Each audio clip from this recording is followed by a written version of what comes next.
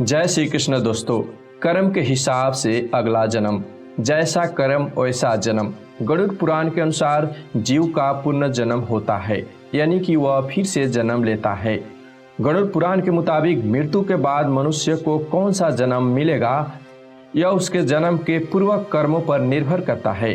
अगले और पिछले जन्म के बारे में जानने की उत्सुकता अधिकांश लोगों में होती है। अगले जन्म को लेकर लोगों के मन में जिज्ञासा होती है कि वो मनुष्य बनेंगे या पशु पक्षी या फिर कीड़े मकोड़े या फिर कुछ और बनेंगे। कई लोगों के मन में यह भी सवाल आता है, महिला के रूप में जन्म लेंगे या पुरुष के रूप में। हिंदू धर्म में ऐसा उल्लेख मिलता है कि जो इंसान जन्म लेता है उसकी मृत्यु अवश्य होती है। परंतु क्या आप जानते हैं कि मनुष्य मरने के बाद कौन सी योनि में जन्म लेता है? गरुड़ पुराण और कठोपनिषद में उल्लेख मिलता है कि मनुष्य धरती पर जो भी कुछ पाप करता है उन सभी पापों की अलग अलग सजा बारी बारी से मिलता है। गरुड़ पुराण के अनुसार जो व्यक्ति अच्छे कर्म करता है उसे स्वर्ग में जगह मिलता है, वही बुरे कर्मों के लिए नरक का सामना करना पड़ता है। ऐसा गरुड़ पुराण में उल्लेख मिलता है। गरुड़ पुराण हिंदू धर्म के महापुराणों में से एक है। इसमें जन्म, मृत्यु और मृत्यु के बाद की घटनाओं का विस्तार पूर्वक वर्णन मिलता है।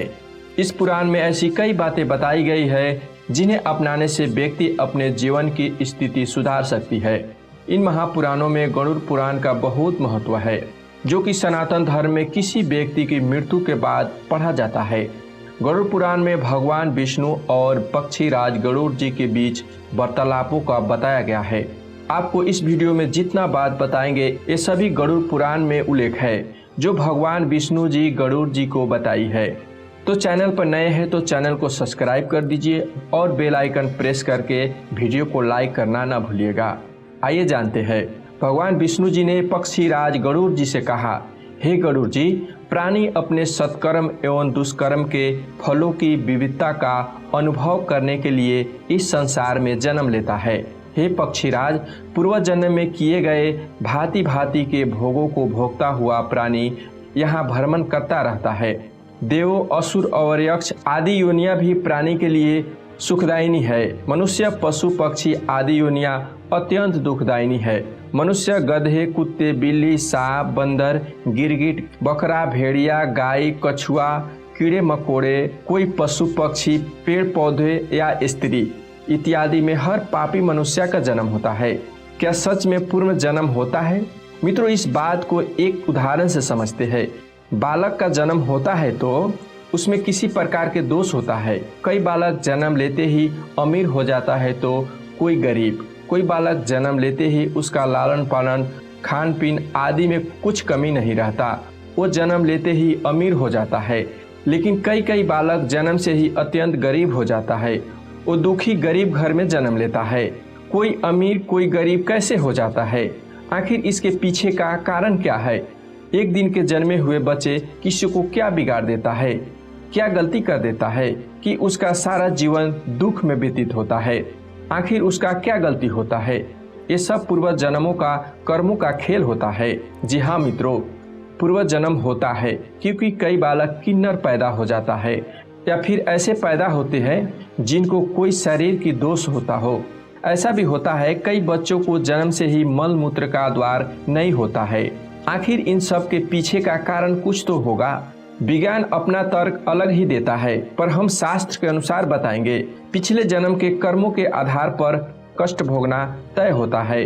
गरुड़ पुराण में लिखा हुआ है कि जब तक शिशु माँ की गर्भ में रहता है तब तक उसे पिछले जन्म का सब कुछ याद रहता है। उसे यह भी स्मरण होता है कि उसने पिछले जन्म में क्या क्या कर्म किए, और दुखी होकर वह जीव ईश्वर से यही प्रार्थना करता है कि इस जीवन में वह सत्कर्म करेगा और भगवान का नाम जाप करेगा। शिशु माता के गर्भ से निकलकर इस पृथ्वी लोक पर आता है, ईश्वर की स्मृति खत्म कर दी जाती है, यानी कि उसके दिमाग से पिछले जन्म का बातें भुला दिया जाता है। कई तरह के पापों और उन पापों को निमित्त जो भी सजा दी जाती है उसके बारे में भगवान विष्णु जी ने विस्तार से बताया है। धर्म का अपमान करने वाले, पूजा पाठ न करने वाले, जो व्यक्ति धर्म, वेद, पुराण जैसे धार्मिक ग्रंथ का अपमान करता है, हमेशा धर्म का विरोध करता है, ईश्वर के प्रति श्रद्धा भाव नहीं रखता, गरुड़ पुराण के अनुसार ऐसे लोगों का अगला जन्म कुत्ते के रूप में होता है। कीड़े मकोड़ों की योनि, दूसरों की निंदा करने वाला, बुरा बर्ताव करने वाला कीड़े मकोड़ों की योनि में जन्म लेता है। यह एक ऐसी योनि जिसमें आप कितने भी प्रभावशाली हो, आप में कितना भी हुनर क्यों न हो, आपको सम्मान कभी नहीं मिलता। दोस्तों, कछुआ का जीवन काल बहुत लंबा होता है। कछुआ 40 या 50 साल नहीं जीता है, बल्कि उसका जीवन काल 200 से 300 वर्षों के बीच होती है। यानी कि इस अपराध की सजा बेहद लंबी है और बहुत कठिन है। स्त्री का जन्म किसे मिलता है? गरुड़ पुराण के अनुसार जब आत्मा को नया जन्म मिलता है तो जन्म पुरुष का हो या स्त्री का, आत्मा को उस शरीर के अनुरूप व्यवहार में ढालकर अपना कर्म करना होता है। शरीर के जरिए कर्म करने के ही एक आत्मा अपने जन्म के उद्देश्य को सार्थक बना सकती है और निरर्थक भी। अच्छे कर्म करके आत्मा मुक्ति के मार्ग की ओर अग्रसर कर सकती है और बुरे कर्म करके अपनी स्थिति को भविष्य में बदतर बना सकती। यदि कोई पुरुष महिलाओं वाला आचरण करता है, स्वभाव में महिलाओं वाली आदत ले आता है, तो ऐसी पुरुष को अगले जन्म में स्त्री का रूप मिलता है। बंदर की योनि, इस जन्म में मनुष्य की योनि मिलेगा, अर्थ यह नहीं है कि अगला जन्म भी इसी योनि में मिलेगा, क्योंकि जीवन, मरण और अगला जन्म सब कुछ कर्म के आधार पर ही तय होता है। व्यक्ति जन्म लेता है। जो व्यक्ति अपने मालिक का विश्वसनीय होकर अपने मालिक का विश्वास तोड़ता है, जिसका सामान्य जीवन काल 20 साल का होता है। जो व्यक्ति अपनों से लिया हुआ धन वापस नहीं करता या उससे धन अर्जित करता है, इस तरह का व्यक्ति मकड़ों को योनि में जन्म लेता है। योनियों को जीवन काल कितना लंबा होगा, यह व्यक्ति के कर्म फल पर निर्भर करता है। छुछुंदर का जन्म किससे मिलता है? जो व्यक्ति किसी चीज को चोरी करता है वह तोता बनता है। वही सुगंधित पदार्थ चोरी करने वाला व्यक्ति छुछुंदर के रूप में जन्म लेता है। जो लोग दूसरों को मूर्ख बनाकर ठगी करता है और उसका लाभ उठाते हैं, ऐसा काम करने वाले या काम निकलवा लेते हैं, ऐसे लोगों को मृत्यु के बाद नरक में स्थान मिलता है। साथ ही ऐसे लोगों अगले जन्म में उल्लू के रूप में जन्म लेता है। जो व्यक्ति प्राय स्त्री से संबंध बनाता है उसे कौन सा योनि भोगना पड़ता है? जो व्यक्ति प्राय स्त्री से संबंध बनाता है उसे नरक में जाना पड़ता है। गरुड़ पुराण के अनुसार ऐसे पुरुष को वहाँ उसे कई कष्ट भोगने पड़ते हैं और उसके बाद उसे अगला योनि में एक के बाद एक कई जन्म लेने पड़ते हैं। वह सबसे पहले भेड़िया बनता है, फिर एक कुत्ते के रूप में जन्म लेता है।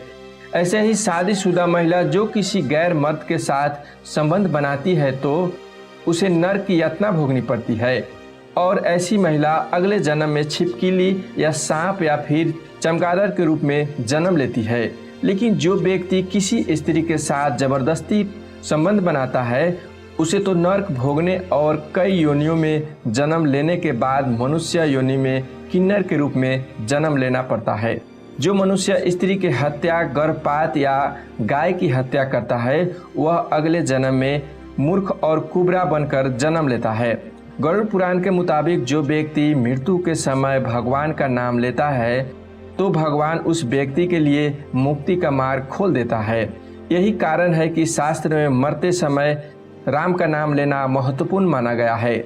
गरुड़ पुराण में बताया गया है कि जो व्यक्ति अपने बड़े भाई का अपमान करता है, समाज के सामने उसे लज्जित करता है, अगले जन्म में वह व्यक्ति कौवा पक्षी के रूप में जन्म लेता है।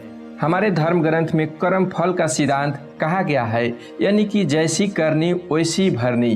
पाप बड़ा है तो सजा भी लंबी होगी और अत्यंत दुखदायी भी होगी, और यदि पाप कम सामान्य हो तो सजा भी कम होगी। दोस्तों, मनुष्य जन्म कितना दुर्लभ है आप जान ही गए होंगे।